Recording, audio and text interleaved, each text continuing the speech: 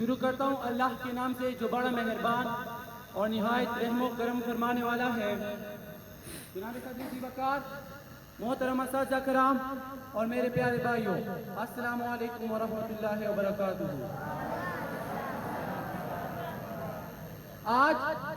آج مجھے جس عنوان پر لب کشائی کا موقع ملا ہے وہ ہے بھوک تہذیب کے آداب کو بھلا دیتی ہے، مفلسی حصے لطافت کو مٹا دیتی ہے، بشر کو بشر کی اوقات بھلا دیتی ہے۔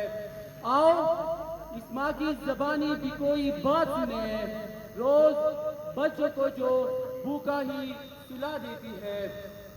اپنے عزت کے بھروسے کی جو مضبوط کڑی، آخر ایک روز سر وہ اپنا جھکا دیتی ہے۔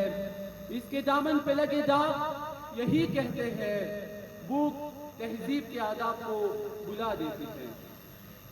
معزز سامعین، سردیوں کی ٹٹرتی ہوئی رات، منہ لپیٹے ایک مجبور ماں اپنے نومولود بچے کو عیدی سینٹر کے باہر پڑے جھولے میں ڈال جاتی ہے۔ اس سے پوچھا گیا، کیا تجھے تیری ممتا ستائے گی نہیں؟ کیا اس بچے کی آواز رلائے گی نہیں؟ کیا اس بچے کی چیخیں تمہارے کانوں سے ٹکرائے گی نہیں؟ تو کپ کپاتی ہوئے ہونٹوں کے ساتھ جب یہ مجبور ماں جواب دیتی ہے کہ میں اپنے پیٹ کی بھوک تو برداشت کر سکتی ہوں، مگر اس بچے کا بھوک سے بلکنا مجھ سے دیکھا نہ کیا، تو اس پر یہ بجاو لیتا ہے کہ غات میں ماں کی محبت کو ملا دیتی ہے، بھوک تہذیب کے آداب کو بھلا دیتی ہے۔ جناب صدر جی وقار، آج اس معزز اور باوقار ایوان نے قاعدہ ایوان نے جو قرارداد پیش کی کہ ہم یعنی پاکستان معاشی نہیں بلکہ اخلاقی بدحالی کا شکار ہے، تو میں اس کا بھرپور مخالفت کرتا ہوں، کیونکہ جس اخلاقی بدحالی کا وہ رونا رو کر گئے، وہ اخلاقیات تو خود معاشیات کی محتاج ہے۔ قریب ایک کی مفتی سے تمہیں کفر تک لے جائے، اخلاقیات معاشیات کی محتاج ہے۔ آئیے دلائل سے بات کرتے ہیں۔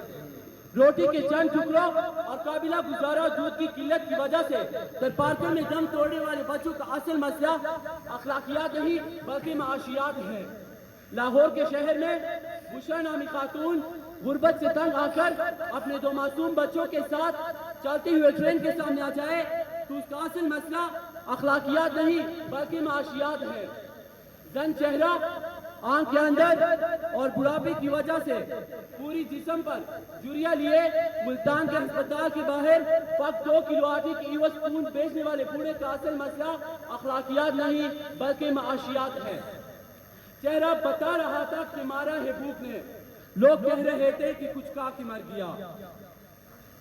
معزز سامعین، تنگدستی، بھوک اور ابتر معاشی حالات اعلی اخلاقیات کی ضد ہیں۔ پہلے آپ تو تب ہوتا ہے کہ جب پیٹ کی بھوک اور غم روزگار نہ ہو۔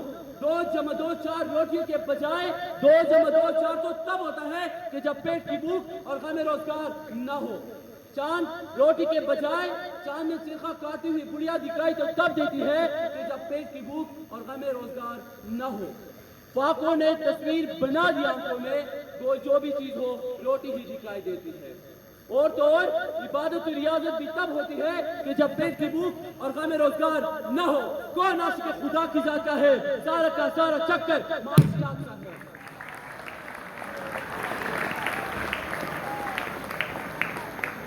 معزز سامعین، آئیے زمینی حقائق کا جائزہ لیجیے۔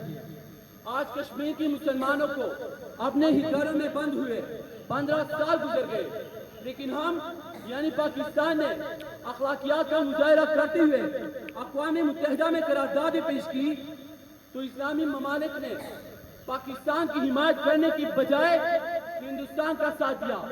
تو اس کی اصل وجہ کیا یہ ہے کہ ہم اخلاقی پستی کا شکار ہیں؟ نہیں صدر جی وقار، ہرگز نہیں، بلکہ اصل وجہ تو یہ ہے کہ ہم معاشی طور پر کمزور ہیں، اور اس کمزوری کا علاج بھارت کی عالمی معیشت ہے۔ ہمیں یہ بات تسلیم کرنی ہوگی کہ ہم یعنی پاکستان اخلاقی نہیں بلکہ معاشی بدحالی کا شکار ہے، کیونکہ یہ اخلاقیات تو خود معاشیات کے محتاج ہیں۔ جناب صدر وقار، میری ان تمام دلائل کے باوجود اگر اب بھی آپ لوگوں میں سے کوئی یہ یقین رکھتا ہے اور بازر ہے کہ ہم یعنی پاکستان معاش نہیں بلکہ اخلاقی بدحالی کا شکار ہے، تو اسے صرف ایک ہی سوال کرتے ہوئے میں اجازت چاہوں گا کہ وہ جس کا ایک ہی بچہ ہو